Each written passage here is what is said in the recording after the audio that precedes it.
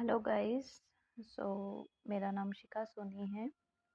अब मैंने कुछ क्वेश्चन सॉल्विंग का कंसेप्ट स्टार्ट किया है। जो भी आरपीएससी फर्स्ट ग्रेड या आरपीएससी असिस्टेंट प्रोफेसर की तैयारी कर रहे हैं, तो जो फर्स्ट ग्रेड असिस्टेंट प्रोफेसर में भी जो केमिस्ट्री की तैयारी कर रहे हैं, तो केमिस्ट्री के कुछ क्वेश्चंस, एक तो होते हैं डायरेक्ट क्वेश्चन जो हम देखते लगा रहे हैं, एक होते हैं न्यूमेरिकल्स टाइप क्वेश्चन जिनका वेटेज भी काफ़ी रहता है। ऐसा नहीं कि नहीं रहता है। तो न्यूमेरिकल क्वेश्चंस को हम क्या करते हैं, कई बार छोड़ देते हैं कि सर टाइम वेस्टिंग है।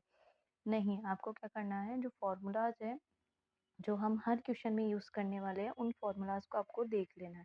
और उसमें हमें देखना है कि कौन कौन सी वैल्यूज़ गिवन है और कौन कौन सी वैल्यूज़ आपको आपको एवेलेट करनी है, आइडेंटिफाई करनी है या उनको निकालना है। तो उसको आपको निकालने के लिए देखो, हम जो भी क्वेश्चन सॉल्व करेंगे, न्यूमेरिकल क्वेश्चन सॉल्व करेंगे, तो आपका फोकस रहना चाहिए कि मैं फार्मूला क्या यूज़ कर रही हूँ और मैं कैसे गिवन जो वैल्यूज़ है उनको आइडेंटिफाई कर रही हूँ, और जो अननोन वैल्यूज़ है उन्हें हम कैसे निकाल रहे हैं। ठीक है, तो फर्स्ट क्वेश्चन पे देखते हैं। और ये जो सामने आपको क्वेश्चन दिख रहा है, ये आपको बस मिल जाएगा जो अपना last previous RPSC first grade का पेपर हुआ था 18 अक्टूबर 2022 में, उसका ये क्वेश्चन है। जो ये क्वेश्चन के पीडीएफ है या आरपीएससी वेबसाइट पे अवेलेबल है। तो जो उसका दूसरा क्वेश्चन है, तो यहाँ पे दूसरे क्वेश्चन की बात कर रहे हैं। सामने आपको क्वेश्चन दिख रहा है, चाहो तो आप इसका ये जो इंग्लिश मीडियम में है उनका इंग्लिश लैंग्वेज में भी इस क्वेश्चंस को आप रीड कर सकते हैं। ठीक है, तो एक बार देख लिया। अब यहाँ पर मैं आपको बताना चाहूँगी कि मोस्टली हिंदी मीडियम के ज़्यादा है, फिर भी एक बार आप इंग्लिश का देख सकते हैं।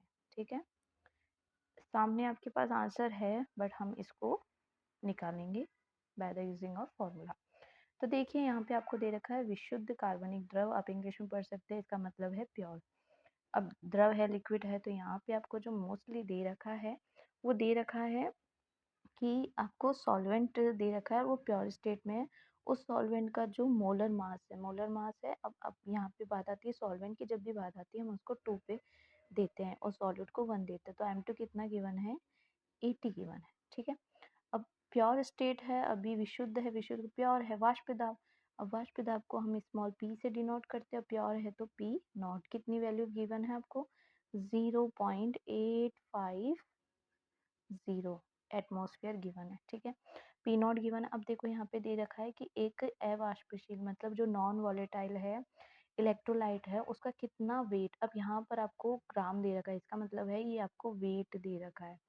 ठीक है, कितना जो और कितना आपको दे रखा है। आप देखो यहाँ पे अपघट्य है, वाष्पशील लिखा हुआ है, नॉन वॉलेटाइल इलेक्ट्रोलाइट, इसका मतलब है यहाँ पे बात हो रही है सॉल्यूट की। ठीक है, और सॉलिड की जहाँ पे बात आती है हम उसको दे देते हैं 1। तो W1 कितना दे रखा है, W1 दे रखा है 0.5 ग्राम। यहाँ पे 40 ग्राम। अब ये देखो 40 ग्राम है, किसका है, ऑर्गेनिक लिक्विड का। ये सामने आपको दे रखा है, जो विशुद्ध कार्बनिक द्रव जिसका मोलर मास था M2 था। तो यहाँ पे इसका मतलब है W2 जो सॉल्वेंट है, सॉल्वेंट का कितना ग्राम है, ये अपना है 40 ग्राम। सॉल्वेंट का 40 ग्राम है। इस 40 ग्राम में आपने कितना सॉलिड मिक्स किया, 0.5 ग्राम। W2 गिवन है, M2 निकाले। अब यहाँ पे देखो, जैसे ही आपने इस सॉल्वेंट में इस सॉलिड को मिक्स करा, तो जब सॉलिड का पहले 0.850 वाष्प दाब था प्योर स्टेट में, सॉलिड मिलाने के बाद इसका जो वाष्प दाब है प्योर नहीं रह गया, अब क्या रह गया, सिंपल स्मॉल p। वो कितना रह गया, 0.845। अब यहाँ पे देखा प्योर स्टेट में 0.850 था, और जैसे आपने सॉलिड मिक्स करा तो कितना कम हो गया वाष्प दाब। तो यहाँ पे जो कंसेप्ट लग रहा है, तो यहाँ पे क्या लग रहा है, वाष्प दाब में अवनमन। ठीक है, इट मीन्स डिप्रेशन इन, जो आपका वेपर प्रेशर है उसमें डिप्रेशन आया है, कमी आई है। ठीक है, तो इसका फॉर्मूला आपको पता होना चाहिए। आप देखो लास्ट में क्या पूछा है, जो अवाष्पशील नॉन वोलेटाइल जो आपका इलेक्ट्रोलाइट है उसका मोलर मास पूछा है। नॉन वोलेटाइल इलेक्ट्रोलाइट क्या था, हमारा सॉल्यूट था। तो सॉल्यूट यहाँ पे आपको पूछा मोलर मास, इसका मतलब सॉल्यूट आ गया, सॉल्यूट को हम 1 देते हैं। यहाँ पे पूछ लिया आपको M1। ठीक है, ये M1 पूछ लिया।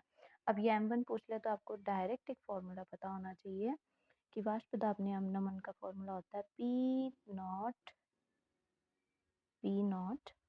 का P upon P naught is equal to W1 upon M1 upon में W2 M2।